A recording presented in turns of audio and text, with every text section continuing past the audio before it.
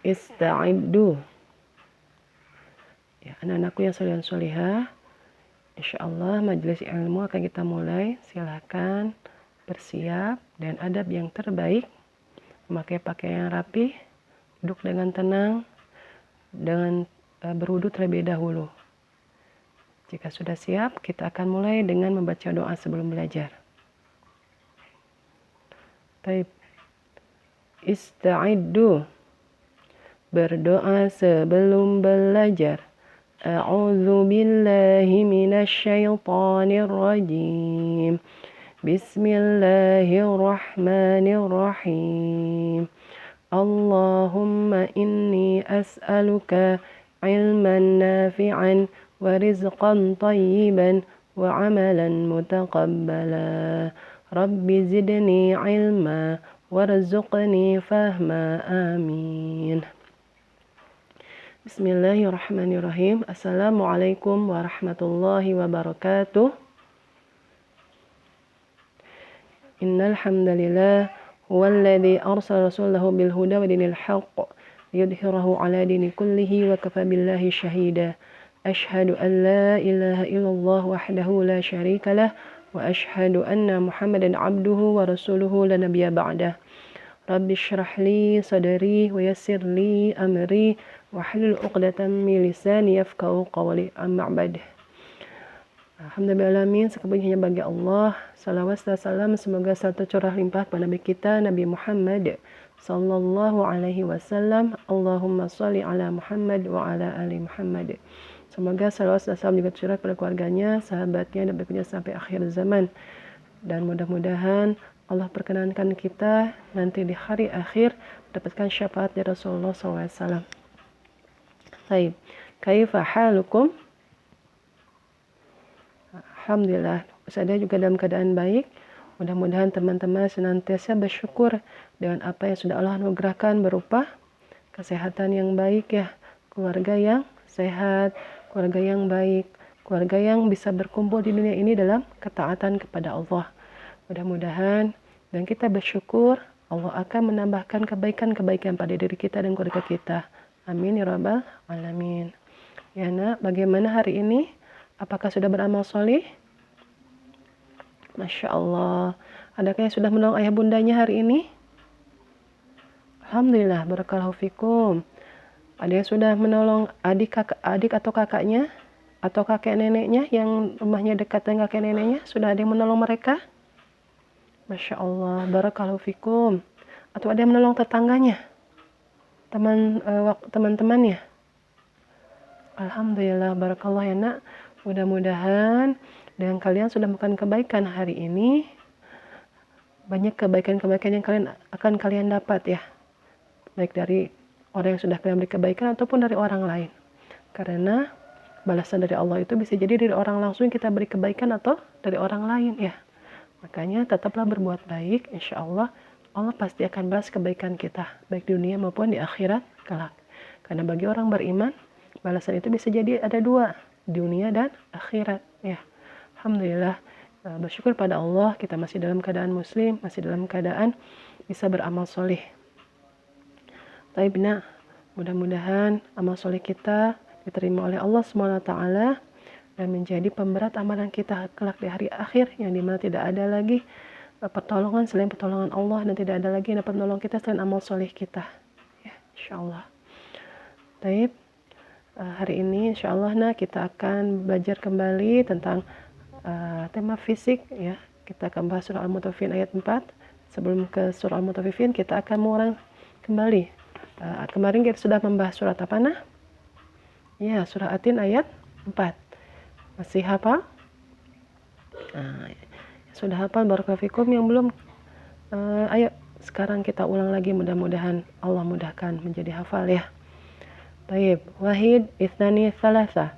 Allah berfirman tentang fisik, proses penciptaan. Quran surah At-Tin ayat 4. A'udzu billahi minasyaitonir rajim.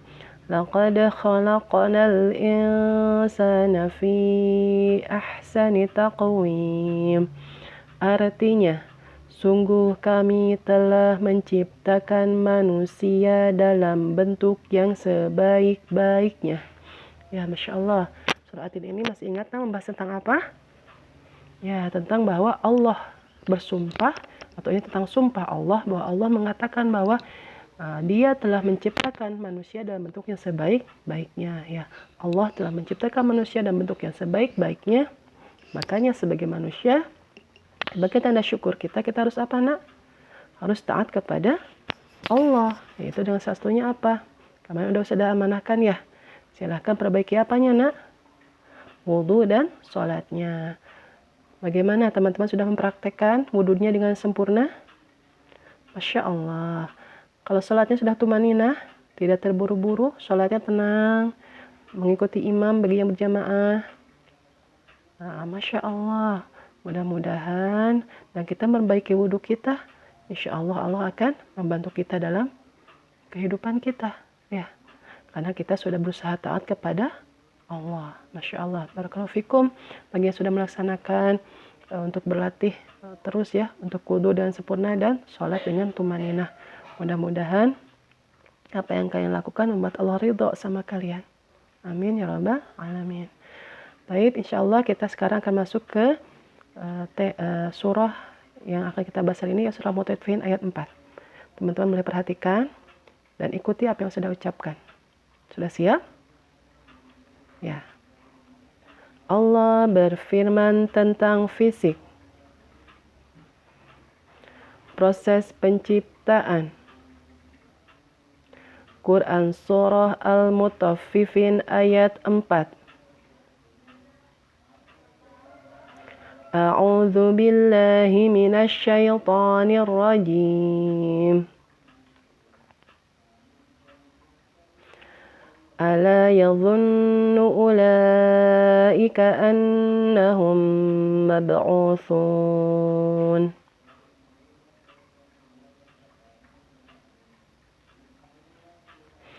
Ala yadhunnu ulaika annahum mab'utsun.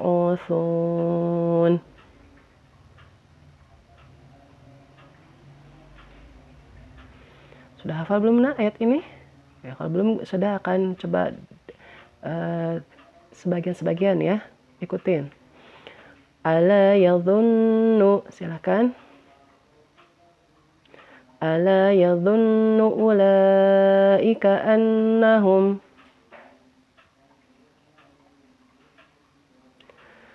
Ala yadhunnu ulaika annahum mab'utsun. Silakan.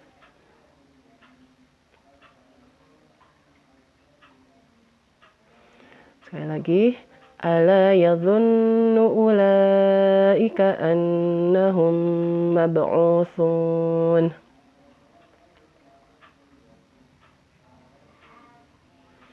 Artinya, tidakkah mereka itu mengira bahwa sesungguhnya mereka akan dibangkitkan? Tidakkah mereka itu mengira bahwa sesungguhnya mereka akan dibangkitkan? Sekali lagi ya artinya. Tidakkah mereka itu mengira bahwa sesungguhnya mereka akan dibangkitkan? Masya Allah. Sekarang kita ulang dari awal ya, Nak ya. Wahid itsani tsalatsa. Allah berfirman tentang fisik, proses penciptaan. Quran surah Al-Mutaffifin ayat 4. A'udzu billahi minasy syaithanir rajim. Ala yadhunnu ulaika annahum mab'utsun. Artinya, tidakkah mereka itu mengira bahwa sesungguhnya mereka akan dibangkitkan? Masya Allah. Coba sekarang Ustazah ingin mendengarkan suara dari akhwat ya. Akhwat silakan baca tentang ayat ini dari mulai Allah berfirman ya. Bisa akhwat? Ya, yang ikhwan perhatikan akhwat ya. Wahid, ithnani, thalatha. Allah berfirman tentang fisik, proses penciptaan. Quran Surah Al-Mutaffifin ayat 4. A'udzu billahi minasyaitonir rajim. Ala yadhunnu ulaika annahum mab'utsun. Artinya, tidakkah mereka itu mengira bahwa sesungguhnya mereka akan dibangkitkan? Masya Allah. Akhwatnya sudah semangat ya. Alhamdulillah, barakallahu fikum. Sekarang coba ikhwannya ya. Yang ikhwan siap. Kita bacakan bersama dengan ustazah, yang akhwat dengarkan ikhwannya ya. Baik. Wahid, ithnani, thalatha. Allah berfirman tentang fisik, proses penciptaan.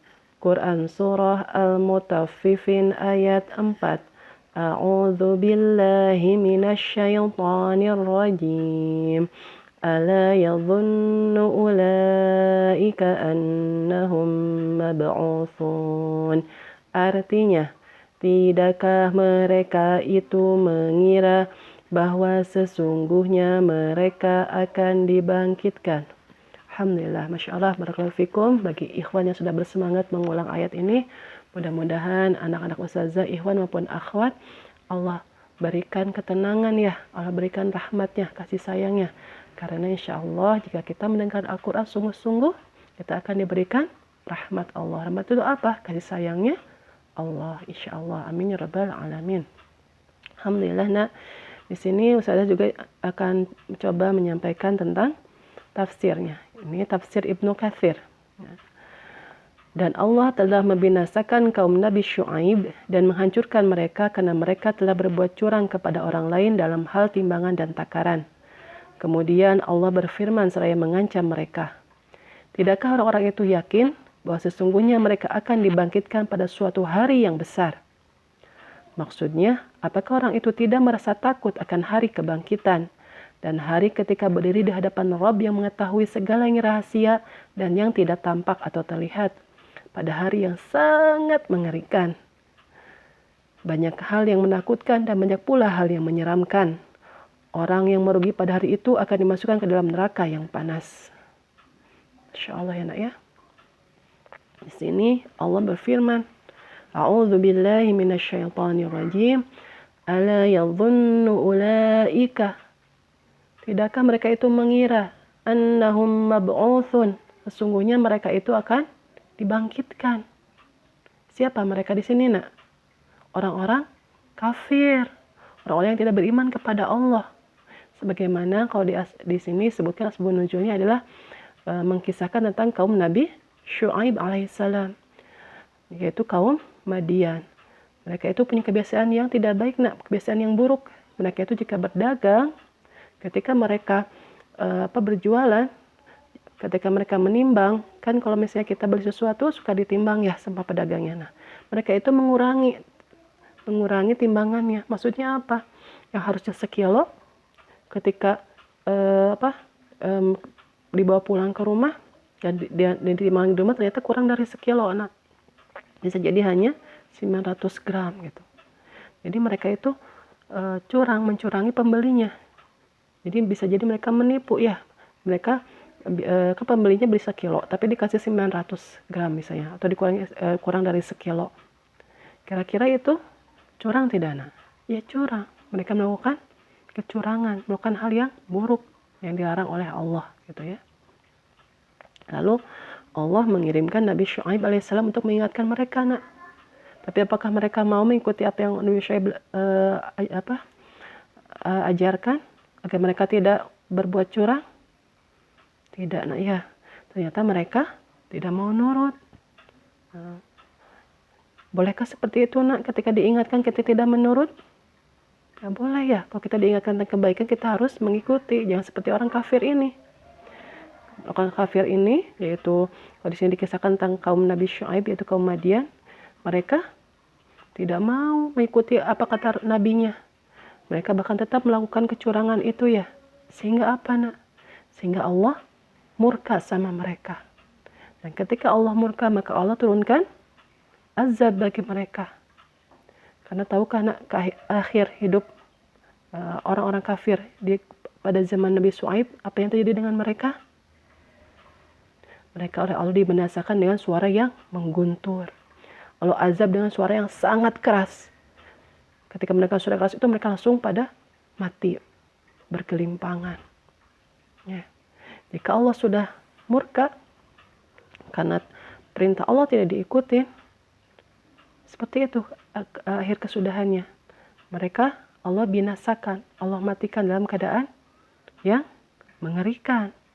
Kalau di sini disebutkan kaum Nabi Syuaib itu Allah azab dengan suara yang sangat keras, suara yang mengguntur, seperti petir gitu ya, suara seperti petir, tapi wallahu alam seperti apa. Dan suara yang sangat keras itu membuat mereka sampai mati, sampai mereka mati semuanya. Orang-orang kafir itu Allah binasakan, Allah azab dengan suara yang mengguntur. Nauzubillahi min zalik. Nah ya, kita berlindung kepada Allah agar terhindar dari perbuatan seperti mereka, yaitu tidak taat dengan perintah Allah. Ya. Nah, di sini nak, kenapa kaumnya Nabi Syuaib itu tidak mau taat sama perintah Allah, tidak mau taat dengan ajakan nabinya? Kenapa coba kira-kira? Ya, karena mereka tidak yakin bahwa mereka akan dapat balasan di hari akhir. Kalau kita sebagai seorang muslim diajarkan oleh Rasulullah SAW, bahkan disampaikan di Quran ya, salah satunya di sini di surah Al-Mutaffifin ayat 4, bahwa manusia itu akan dibangkitkan setelah nanti kematiannya ya. Setelah kita meninggal nanti dikubur, lalu nanti di hari kiamat akan Allah bangkitkan, tidak nak? Iya, akan Allah bangkitkan. Banyak di dalam surah-surah di juz 30 terutama ya, nanti kalau kalian misalnya menghafal silahkan baca. Artinya itu banyak Allah mengatakan bahwa manusia itu pasti akan Allah bangkitkan. Ya. Sebagaimana Allah akan Allah bisa menghidupkan ya, yang menghidupkan dari yang mati, misalnya biji-bijian ya, bisa Allah hidupkan, tidak nak? Iya, Masya Allah. Bagi Allah sangat mudah membangkitkan manusia. Ya, sangat mudah nak.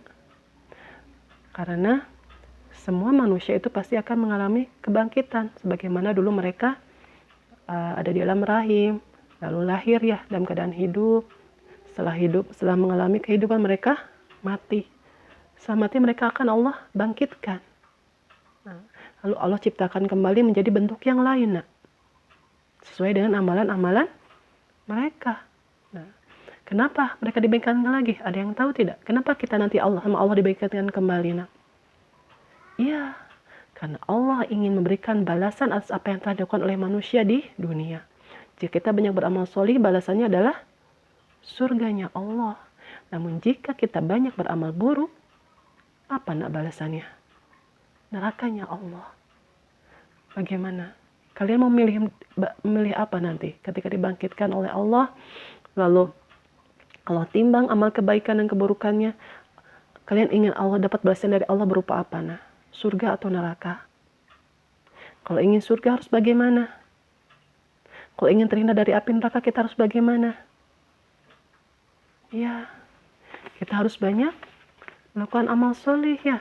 Fastabiqul khairat. Tidak boleh banyak malas-malasan, tidak boleh banyak lalai nak ya. Karena manusia ini di dunia ada tempatnya ujian, tempatnya beramal soleh. Masya Allah ya nak ya. Karena setiap manusia itu akan bertanggung jawab atas setiap apa yang mereka kerjakan. Karena ya seperti itu nak. Dunia ini ada tempat ujiannya, dan akhirat itu nanti ada tempat balasannya ya. Nanti akan dapat balasan atas setiap apa yang kita lakukan. Makanya sebagai seorang muslim kita harus berhati-hati. Jika akan berbuat sesuatu harus dipikirkan terlebih dahulu. Karena kita yakin bahwa akan ada balasan dari Allah setelah kematian kita. Allah akan bangkitkan dan Allah akan balas setiap apa yang sudah kita lakukan terhadap siapapun ya. Terhadap orang lain atau terhadap diri sendiri. Itu akan Allah tanya. Dan akan Allah balas jika itu adalah kebaikan dengan surga dan jika keburukan dengan neraka. Ya. Nah, nanti insya Allah Mudah-mudahan dengan kita ikhtiar di dunia ini beramal soleh, insya Allah nak balasannya surganya Allah. Karena jika amal solehnya lebih banyak, itu insya Allah akan menjadi ahli surga. Makanya kenapa kita harus memperbanyak amal soleh ya, insya Allah. Nah, dalam sebuah hadis juga Rasulullah mengatakan, qala Rasulullah SAW, manusia pada hari kiamat di padang mahsyar akan digiring dalam keadaan tidak memakai alas kaki, tidak berpakaian dan belum dikhitan. Lalu Aisyah berkata, "Wahai Rasulullah, perempuan laki-laki semuanya?"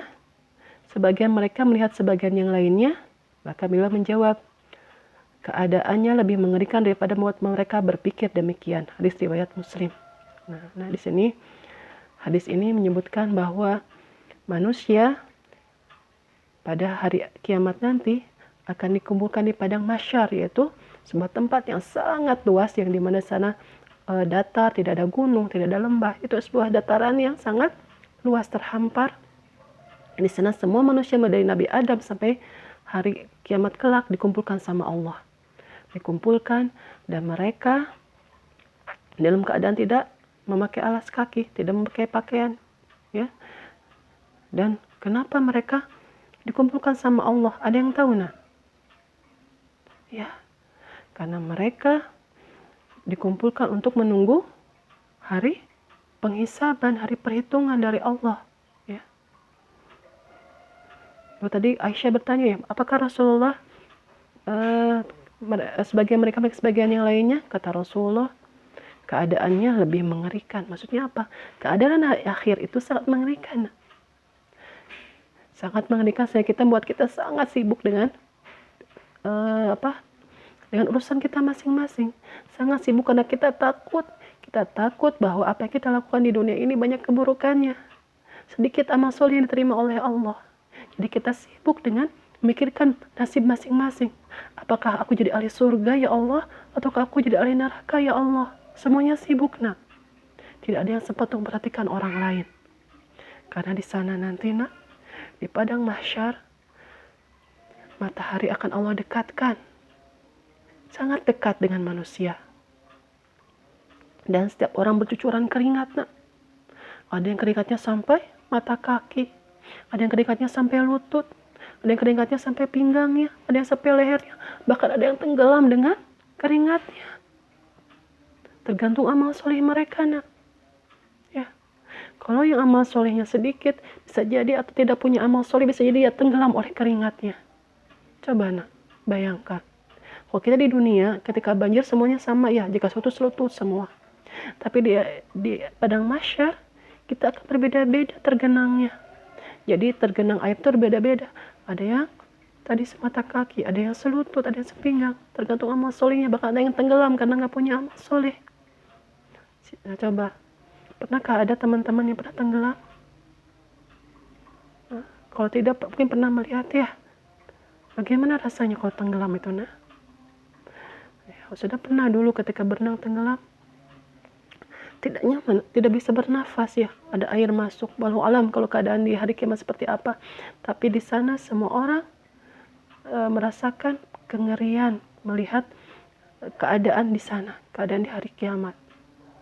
Sehingga mereka sibuk dengan memikirkan nasib mereka. Karena mereka ketika di padang mahsyar itu kan matahari dekatkan nak ya. Bagaimana keringat mereka bercucuran. Padahal kalau di dunia ini nak, matahari kan, anak bagaimana rasanya? Panas tidak nak? Panas. Padahal ini jaraknya sangat jauh di dunia ini, matahari. Kalau Allah dekatkan sedikit saja bisa membakar kita. Tapi di hari nanti di padang mahsyar, jaraknya kalau disebutkan dalam sebuah hadis, jaraknya 1 mil, ya, cukup dekat dengan manusia. Tapi manusia tidak terbakar nak. Manusia Allah buat kuat bisa menahan itu. Tapi mereka bercucuran keringat dan merasakan hal yang mengerikan ya. Makanya nak, agar kita terhindar dari hal yang tidak mengerikan ya, dari ketakutan di hari kiamat, kita harus apa nak di dunia ini? Ya, harus berlomba-lomba dalam kebaikan, harus banyak beramal soleh ya nak ya. Masya Allah, mudah-mudahan ikhtiar kita membuat Allah sayang sama kita sehingga Allah lindungi kita di hari dimana tidak ada perlindungan selain perlindungan dari Allah SWT ya. Di sana nanti semua orang di padang mahsyar akan menunggu, ada yang bilang 40.000 tahun, ada yang bilang 50.000 tahun. Lama nggak nak? Lama ya, tapi kata Allah bagi orang beriman itu terasa sebentar ya. Makanya kenapa kita harus minta sama Allah tetap dalam keadaan muslim, kita tetap dalam keadaan beriman. Karena orang beriman itu akan Allah tolong nanti di hari kiamat ya. Kalau orang kafir tidak akan Allah tolong karena mereka di dunia tidak mau taat sama Allah. Tapi orang beriman akan Allah tolong. Orang beriman yang bagaimana? Orang yang beriman yang beramal soleh ya, akan Allah tolong. Bahkan akan Allah buat waktu yang menunggu ketika menunggu hari penghisaban itu sangat sebentar ya, sangat singkat. Beda dengan orang kafir, mereka merasanya sangat lama nak. Walau alam bisawab, seperti itu. Makanya nak, sudah coba ingin teman-teman mengingat-ingat, apakah teman-teman pernah mengambil hak orang lain? Sebagaimana dikisahkan di kisah ini ya Nabi Syuaib. Kalau di sini kan tentang berjualan. Teman-teman coba pernah nggak? Coba diingat-ingat ya nak ya, menggunakan menggunakan barang orang lain tanpa izin, pernah nggak nak? Misalnya meminjam sandal orang lain tapi nggak bilang dulu. Pernah meminjam penghapus temannya tapi tidak pinjam dulu, atau meminjam pensil kakaknya atau adiknya tapi tidak bilang dulu, tidak izin dulu. Pernah tidak nak? Nah, hati-hati nak. Kalau pernah, tidak boleh dilakukan lagi. Banyak beristighfar sekarang sama Allah. Karena itu adalah perbuatan curang. Sebagaimana kaum Nabi Syuaib itu mengambil hak orang lain. Kalau orang itu tidak ridha, orang itu bisa menuntut kita nanti di hari akhir. Ya. Coba diingat-ingat lagi. Pernah nggak teman-teman? Pernah nggak anak-anakku yang soleh dan solehat ini misalnya meminta makanan tapi belum diizinkan sudah dimakan? Pernah tidak? Ya. Atau melakukan hal tadi meminjam sesuatu tapi tanpa izin. Hati-hati nak ya. Mulai sekarang karena kita sudah tahu ilmunya, jangan dilakukan lagi. Karena itu Allah suka tidak kalau kita berbuat seperti itu? Tidak ya. Bahkan sudah dikisahkan dalam kisah Nabi Syuaib, Allah murka sama mereka ya. Jangan sampai kita juga dapat murka dari Allah. Na'udzubillah min dzalik. Makanya mulai sekarang jika anak-anakku yang solehah akan meminjam sesuatu atau memerlukan sesuatu atau menginginkan sesuatu dari orang lain, izin dulu. Jika sudah diizinkan baru boleh. Namun jika tidak diizinkan, bersabar nak ya. Mudah-mudahan Allah memberikan dari arah yang dari orang lain ya. Bersabar jika belum boleh. Tapi jika boleh, alhamdulillah bersyukur ya. Jangan lupa berterima kasih sama orangnya ya. Karena kata Rasulullah, man la yaskurin nasa lam yaskurillah. Barang siapa tidak berterima kasih kepada manusia, maka tidak berterima kasih kepada Allah. Jika kita diberi kebaikan oleh manusia, maka kita harus berterima kasih pada manusianya. Itu sebagai tanda syukur kita kepada Allah SWT ya. Karena Allah lah yang menggerakkan orang itu untuk berbuat baik kepada kita ya, insyaallah. Itu nak ya. Mulai sekarang silakan teman-teman lebih hati-hati lagi jika akan menggunakan barang orang lain atau misalnya memerlukan barang orang lain, itu izin dulu ya. Jangan sampai ada hak orang lain yang kita ambil, jangan sampai ada barang orang lain kita pakai tanpa izin mereka ya. Karena ingat, setiap apa yang kita lakukan akan dapat balasan dari Allah SWT. Lalu Ustazah, bagaimana jika nanti aku khilaf, aku lupa, aku ambil tanpa izin? Kalau kita berbuat salah, kita harus apa nah? Coba kalau mengambil sesuatu tanpa izin itu salah apa benar nah? Ya salah ya. Kalau salah kita harus apa? Harus minta maaf ya. Silakan. Kalau kita berbuat salah, minta maaf sama orangnya. Kalau sudah aku takut orangnya marah, tidak apa-apa. Kita minta maaf saja, mudah-mudahan dan kita minta maaf walaupun mungkin orangnya marah paling sebentar nak ya. Kita bilang baik-baik, maaf kemarin aku lupa sehingga aku meminjam barang kamu tanpa izin. mohon diikhlaskan ya. Minta maaf sama orangnya nak. Mudah-mudahan dengan orang itu sudah ikhlas, sudah ridho, nanti di akhirat sudah tidak ada lagi tuntutan dari dia untuk kita ya. Karena kalau ada masalah dengan manusia itu diselesaikan dengan manusia ya. Dan nanti kalau misalnya tidak selesai di dunia, maka akan diselesaikan di akhirat. Mending mana nak? Diselesaikan di dunia atau diselesaikan di akhirat? Ya mending di dunia ya. Sehingga kita nanti di padang mahsyar sudah tenang, tidak punya lagi tuntutan dari orang lain ya. Kalau alam bisawab itunya nak tentang ayat ini ya, Al-Mutaffifin ayat 4. Mudah-mudahan dengan ayat ini kita sudah menghafal dan memahaminya, membuat kita semakin taat sama Allah, semakin takut sama Allah, dan semakin berhati-hati dalam berbuat ya. Karena segala sesuatu akan Allah tanya, akan Allah beri balasannya. Walau alam bisawab. Itu yang saya sudah sampaikan. Sebelum Ustadzah ke murafaqat, Ustadzah kita akan ulang lagi ya ayat ini, ayat 4. Ista'iddu.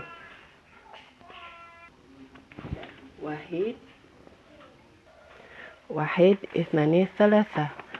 Allah berfirman tentang fisik, proses penciptaan. Quran surah Al-Mutaffifin ayat 4. A'udzu billahi minasyaitonir rajim. Ala yadhunnu ulaika annahum mab'utsun. Artinya, tidakkah mereka itu mengira bahwa sesungguhnya mereka akan dibangkitkan? Alhamdulillah. Baik, silakan nak. Kita sebentar lagi akan merofakot. Bagi yang perlu ke hammam, silakan, sudah persilahkan dulu. Bagi yang butuh minum juga silakan minum terlebih dahulu. Setelah kalian melakukan kebutuhan kalian, boleh kembali untuk belajar. Silakan juga siapkan buku imannya nak ya. Saya beri waktu 2 menit untuk teman-teman melaksanakan kebutuhan teman-teman ya, kebutuhan anak-anakku sekalian. Silakan ya nak ya. Sudah persilakan.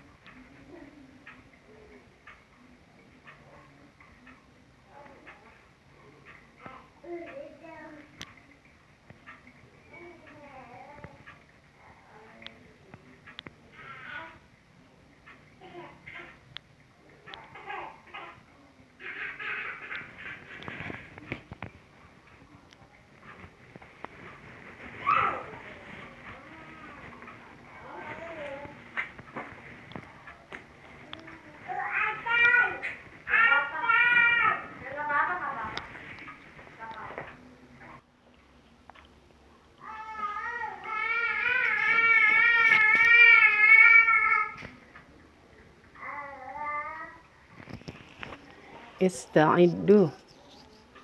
Baik nak, silakan bagi yang sudah melaksanakan keperluannya atau kebutuhannya, segera kembali.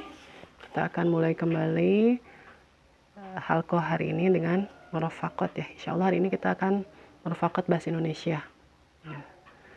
Perhatikan papan tulis ista'iddu. Ya. Kemarin anak-anakku yang saya solihah sudah belajar tentang kata berimbuhan awalan me ya. Kemarin ya sudah dicatat atau sudah mencari di bukunya ya nak ya. Sudah dapat 10 kata.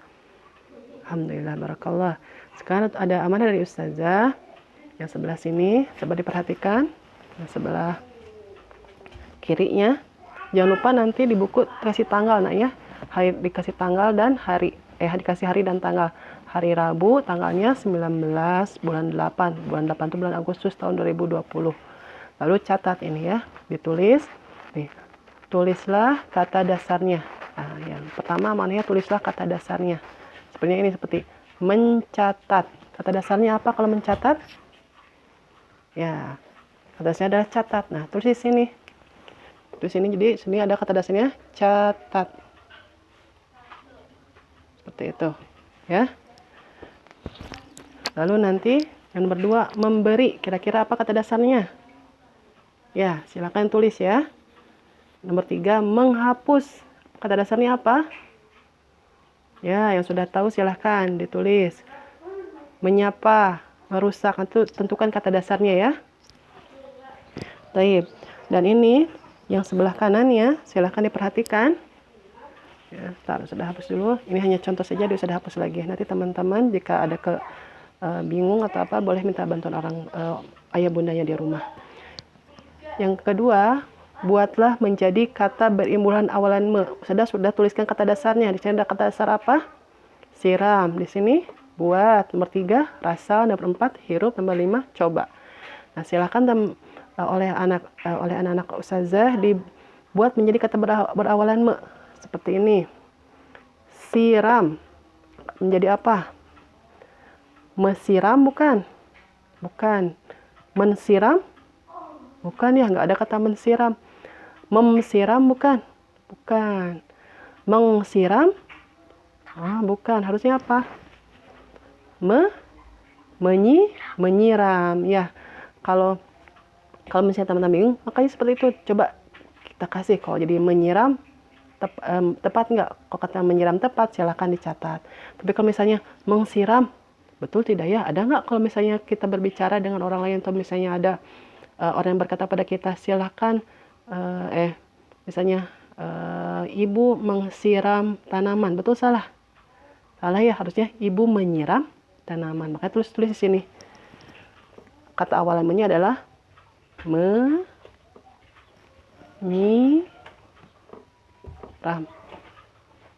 Ya, seperti ini. Bisa? Insya Allah bisa. Mudah-mudahan Allah mudahkan nak ya.